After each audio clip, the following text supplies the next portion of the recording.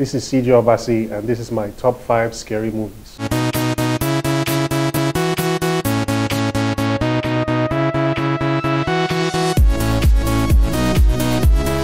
Number 5, scariest movie.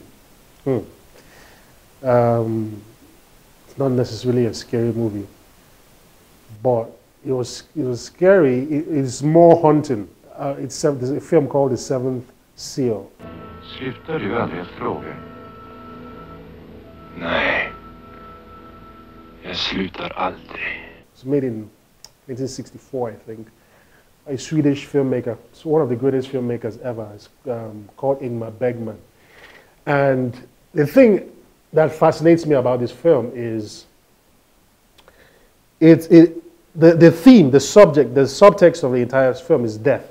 The entire movie itself feels like death hovers over the film. That's how the experience of The Seventh Seal feels like.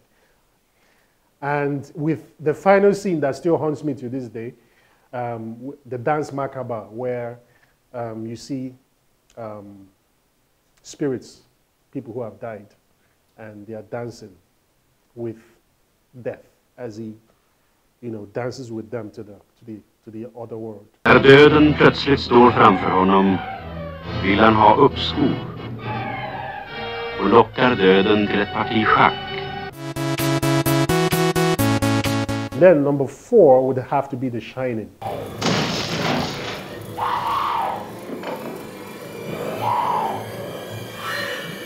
Here's Johnny. The reason why I mentioned Shining, Shining by Stanley Kubrick, the great Stanley Kubrick, arguably greatest. He made a film. He took because I had read, before I watched Shining, I had read the novel, The Shining by Stephen King. And it's a completely different film. I mean, the film is completely different from the novel. Just a few things same. But when I watched The Shining, I was expecting, what I knew from the novel I read. And just seeing and also the performances by Jack Nicholson. What Stanley Kubrick did with The Shining and the performances he got out of Jack Nicholson, especially the way he would laugh. There's this line, the part where, he's about to attack his wife after he had gone crazy because of the hotel. And he was about to attack his wife, and they were climbing up the staircase. Hate that scene. I mean, I like it, but I hate it, that kind of.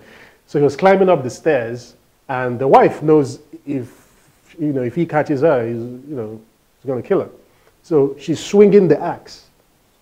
But the axe you can tell because she's such a frail woman. So she's swinging the axe, and you can tell she's getting tired because the axe is really heavy. And he just, he's just like laughing. And he says this, he says, he calls her an endearing term, my sweet love of my life or something. And it was such an odd thing to say to someone you're about to kill. And the way he said it and the way he was laughing, he just, I don't know, it creeped me the hell out.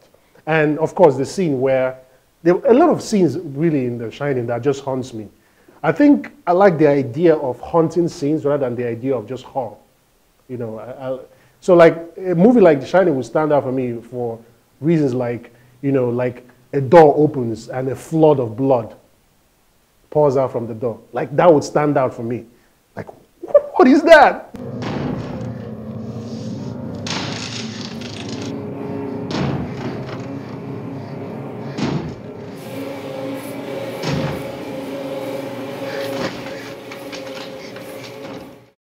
All right, so number 3, Exorcist by William Friedkin. Who are you?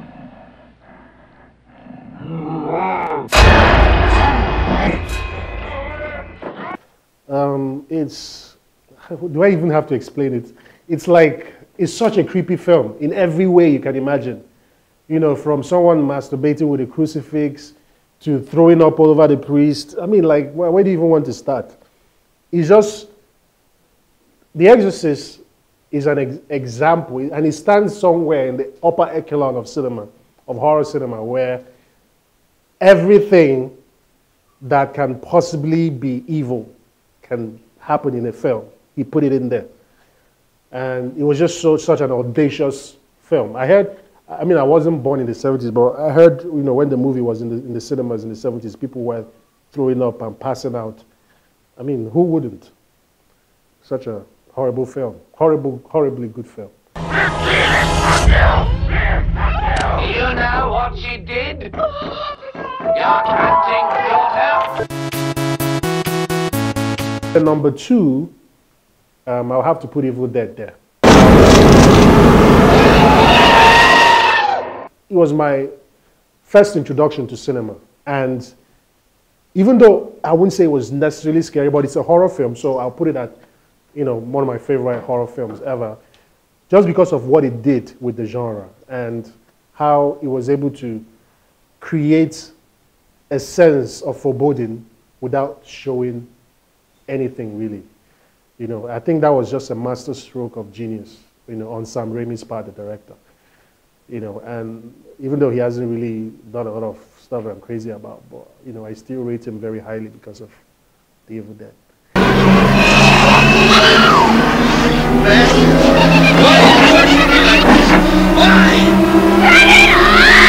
And then, number one, we have to go to The Omen.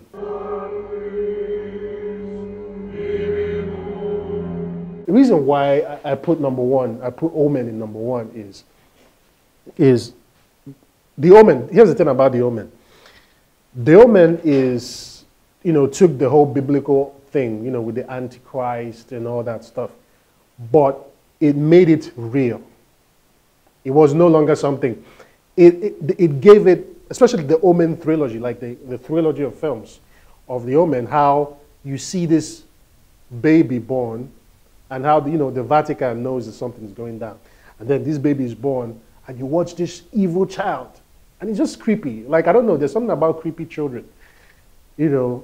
A child who just stares at you with no expression.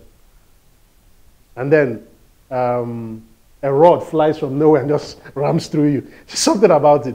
It was really creepy. And I still find it creepy to today because of what they did, and just putting a child in the center of the story of all the horror going on, and that this guy is going to rule the world, that he's going to destroy all of humanity. It's just something, and it feels real because, somebody's going to destroy the world someday. It's just only a matter of time. And just to think about it, that person was a baby once. Makes you think. 5 deaths, 5 unexplained horrible accidents. We are all in great danger. You can't make me believe it. You've got to believe it. He killed Mark, killed Alton, and Sarah, and he'll keep on killing. He'll kill anyone he thinks is acting it. This is how crazy stuff. Man, I saw Charles killed. I saw Damien's face on the wall. For an honorable mention, I loved Hot Cash, what you all know as Willy Willy.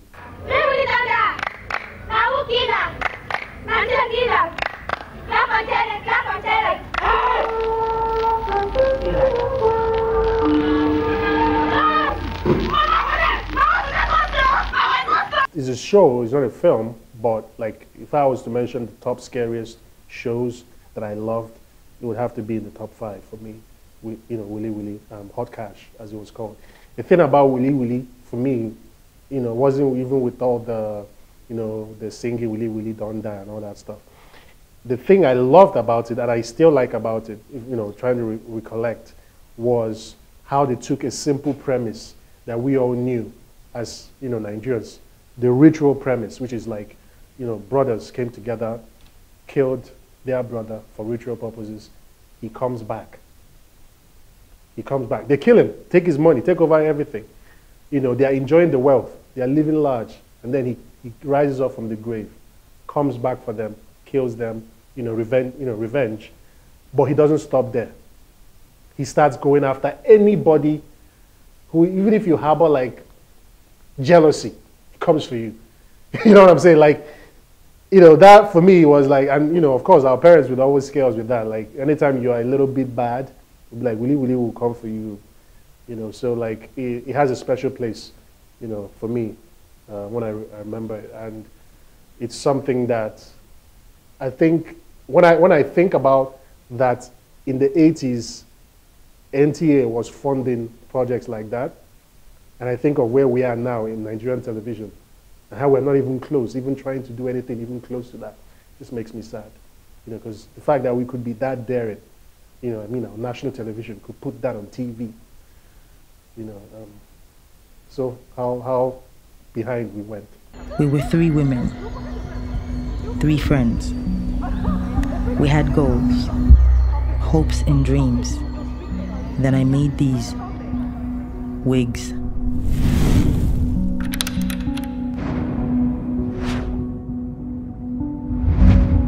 Don't ever mix juju with technology. There is a witchcraft to science and a science to witchcraft. Both will conspire against you eventually.